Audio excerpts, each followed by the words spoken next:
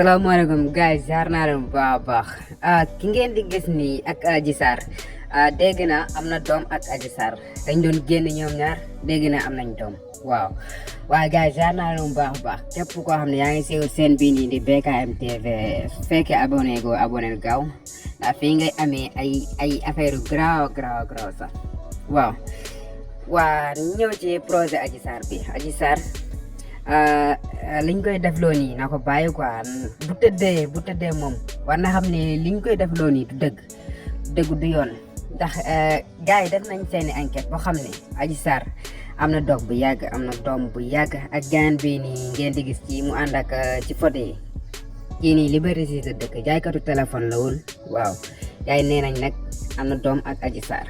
waaw mooy loolu yéen a ma gën a xam waaw mu nekk fii di jéeñaata ay viol non léegi nag bi muy dem Sweet Beauté dane woon daa versé woon ne Ousmane Sonko moo ko déversé foofu noonu ci Sweet Beauté neen da ko siif trois fois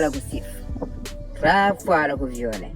loolu la wax te bi mu koy violé dafa génne ay armes ñetti pistolet la génnee loolu est-ce que yéen a maanaam sama gars